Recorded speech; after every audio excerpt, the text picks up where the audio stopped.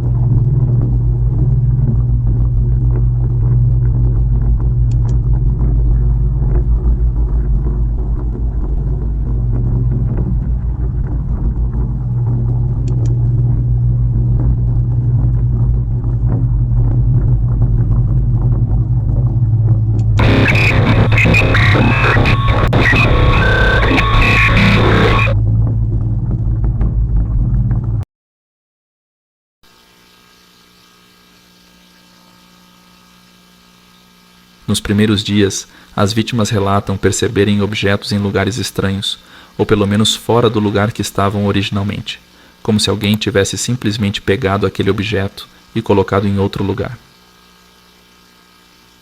Sons inexplicáveis serão ouvidos ao chegar neste estágio, como passos leves em cômodos vazios, arranhões nas paredes, ecos distantes e coisas similares, indicam que você não está mais sozinho. Se você ouvir esses sons, não investigue. Mova-se para um espaço claro e seguro. Por favor, fique longe da escuridão.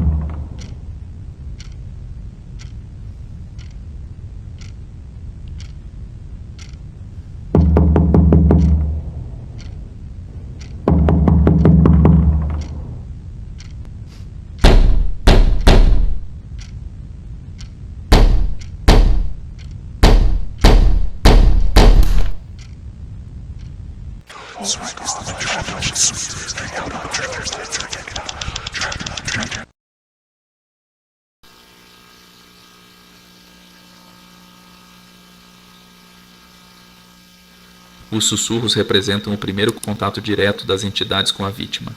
Você ouvirá sussurros e vozes, geralmente inaudíveis, vindos da escuridão. Geralmente são ouvidos à noite, em momentos de silêncio ou em ambientes escuros e silenciosos, e muitas vezes parecerá não haver uma fonte. Quando não são inaudíveis, os sussurros e vozes podem incluir ameaças vagas ou incitações ao medo, provocando pensamentos perturbadores na mente da vítima. Neste estágio, a vítima começará a ter dificuldades para dormir e sentirá que está sendo constantemente vigiada.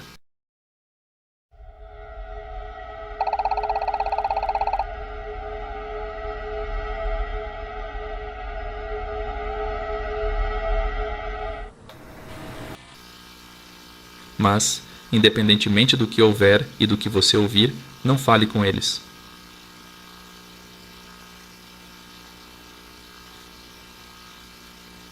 Nesse estágio, as entidades finalmente se manifestam visualmente, mas não de forma ativa. Elas se posicionam nas sombras, geralmente nos cantos do quarto, nos corredores ou em lugares pouco iluminados. Elas não interagem com a vítima diretamente, apenas observam. Geralmente, nesse estágio, as vítimas começam a duvidar da própria sanidade mental.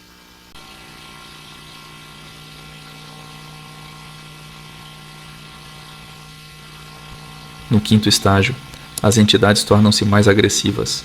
A vítima começa a sofrer ataques físicos, como arranhões, contusões inexplicáveis ou até coisas piores, dependendo do tipo de entidade.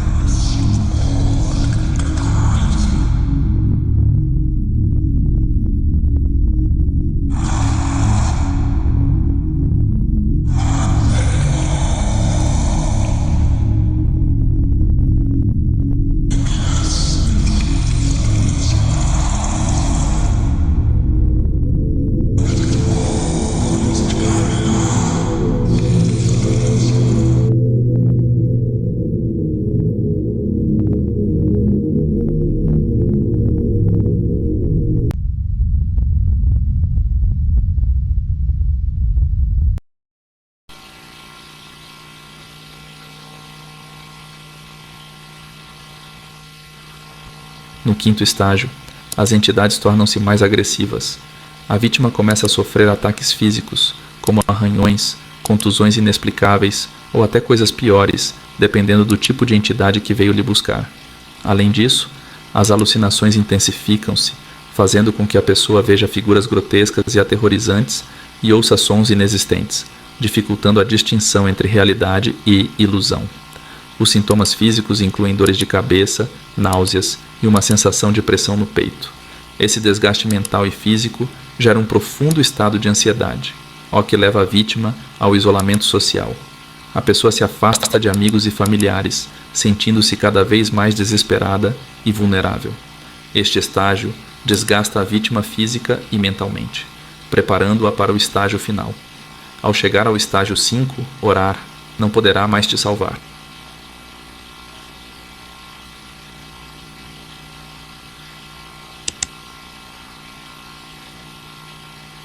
O quão horrível e dolorosa será a sua morte dependerá do grupo de entidades que estão lhe assombrando.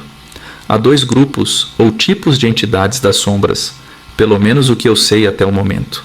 A diferença entre esses 2 tipos é o modo em que eles agem e a intensidade em cada estágio, mas todos seguem a mesma progressão de ataque. A categoria da intensidade de ataque vai de 1 a 5. Não há um padrão ao certo de qual tipo irá lhe assombrar. Eu chuto que seja aleatório, ou seja, dependerá da sua sorte.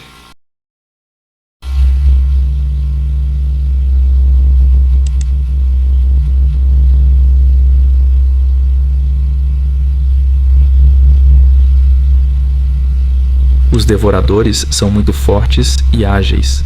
São entidades físicas e agressivas, representando o terror em sua forma mais bruta. Esse tipo prefere atacar diretamente suas vítimas, utilizando força e violência.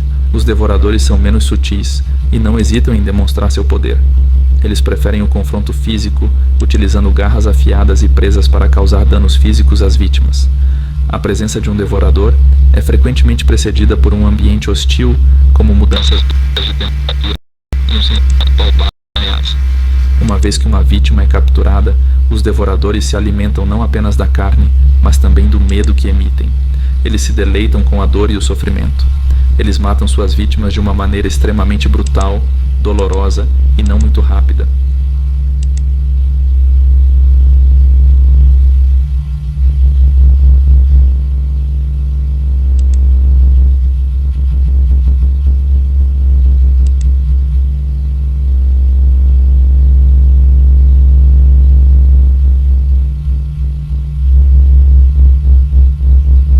Embora aconteça, esse tipo de entidade prefere não atacar a vítima fisicamente, mas psicologicamente, preferindo táticas de manipulação e desgaste mental. Eles criam ilusões bizarras e sussurram segredos obscuros da pessoa, fazendo com que a vítima duvide de sua sanidade. Eles exploram as fraquezas emocionais e psicológicas de cada vítima. Sua presença é precedida com mudanças.